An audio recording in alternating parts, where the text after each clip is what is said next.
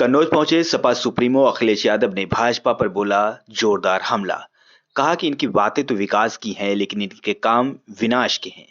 वहीं 5 राज्यों का नतीजे पर बोले कि भाजपा के लिए चिंता का विषय है कि जनता ने परिवर्तन के लिए वोट किया है।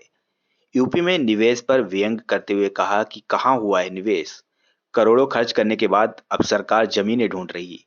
अखिलेश यादव बोले कि सपा के साथ जो दल थे वो साथ आते हैं तो इंडिया गठबंधन 80 हराओ का नारा देगा। मध्य प्रदेश में मोहन यादव को सीएम बनाने पर कहा ये 24 तक हैं। लोकसभा में घुसपैठ पर कहा कि ये कहीं न कहीं साजिश भी है और सियासत भी। इसी बहाने लोगों को डराने की साजिश भी हो सकती है।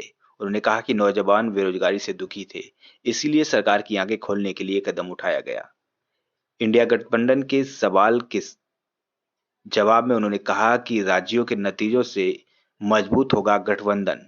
अखिलेश यादव ने ईवीएम हटाने का भी नारा दिया। कहा विकसित देश की बराबरी कर रहे हैं लेकिन वहां की तरह बैलेट से चुनाव नहीं करा रहे। उन्होंने कहा 2024 में बीजेपी को हराएंगे और ईवीएम को हटाएंगे। कन्नौज सदर क्षेत्र के एक होटल में निजी कार्यक्रम में अचानक पहुंचे थे सपा सुप्रीमो अखिलेश यादव। मेरा मानना है कि आने वाले समय में परिवर्तन होगा, बीजेपी हटेगी और मैंने नारा दिया है कि सभी दल साथ आएं, खासकर जो समाजवादी पार्टी के साथ गठबंधन में थे। गठबंधन 80 हराओ का नारा देगा। जब 80 हारेंगे तभी भारतीय जनता पार्टी हटेगी और भारतीय जनता पार्टी हटने से ही देश खुशहाली के रास्ते पर जाएगा। इनके पास नारे तो नए नए हैं, अब कह रहे हैं कि डेवलप्ड कंट्री का सपना देख रहे हैं, जिनके वचन में कोई दम मतलब कहने और कथनी में अलग अलग हो। क्या कहा और क्या किया, इसका जनता को आकलन करना पड़ेगा। और अभी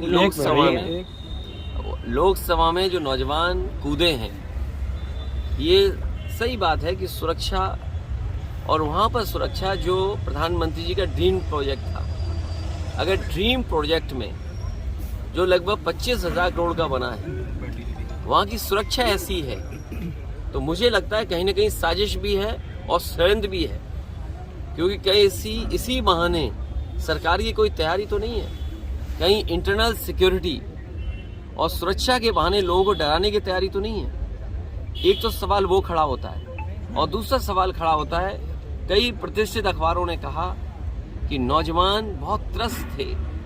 नौजवानों के परिवार से जब जर्नलिस्टों ने बात की तो परिवार के सदस्यों ने बताया कि नौजवान दुखी थे, उन्हें रोजगार और नौकरी नहीं मिल पा रही थी।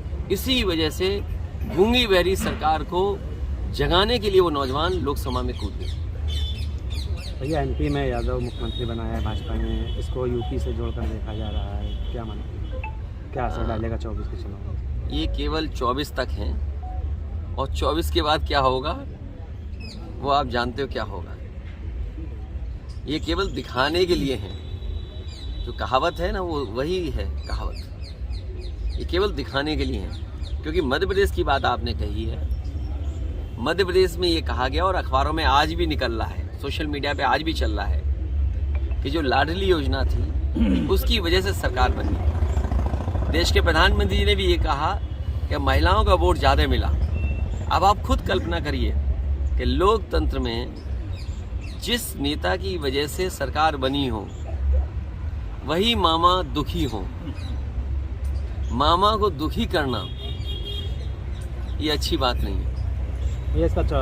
और इसका परिणाम जो आने वाला है तो वो आने वाले समय में 24 को आप देख लेंगे। 24 भैया इंडिया गठबंधन को लेकर क्या? इंडिया गठबंधन होगा और मैंने पहले भी कहा कि ये जो परिणाम आए हैं इससे इंडिया गठबंधन और मजबूत होगा।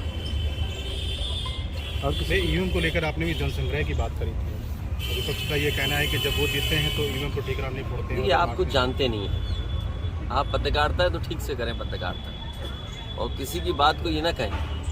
समाजवादियों ने कहा कि अगर आप अमेरिका से नकल कर रहे हो, आप डेवलप कंट्री बनना चाहते हो, तो जो डेवलप कंट्री में व्यवस्था है वोट डालने की, उसको क्यों नहीं अपना रहे हो आप?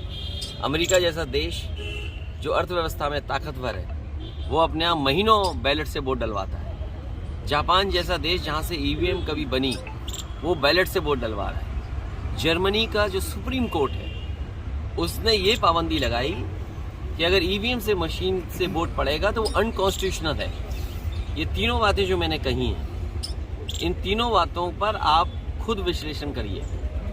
और भारत सरकार ये कह रही है कि हम दुनिया में सबसे ताकतवर देश बनने जा रहे हैं और बनना चाहते हैं। तो क्या अविश्वास के साथ आप ताकतवर बनना चाहते हैं? जनता को विश्वास हो और सीक्रेट बैलेट, आज तो ये पता लग जाता है इस गांव में, इस मजरे में वोट किसको मिलने वाला है, किसको पड़ने वाला है। तो ये सीक्रेट बैलेट कहाँ है वोटिंग? इसलिए समाजवादियों का मानना, मैं आज फिर कहता हूँ आपसे, मैं जनता से अपील करूंगा कि समाजवादियों को जिताइए, बीजेपी को हटाइए। बीजेपी के हटने से ईवीएम भी हटेगी। इंडिया गठबंधन में समाजवादियों का प्रस्ताव होगा और जनता से अपील होगी उसके माध्यम से कि देश में ईवीएम हटे, बीजेपी हटेगी तो उससे ईवीएम हट जाएगी। भैया अगर इंडिया गठबंधन में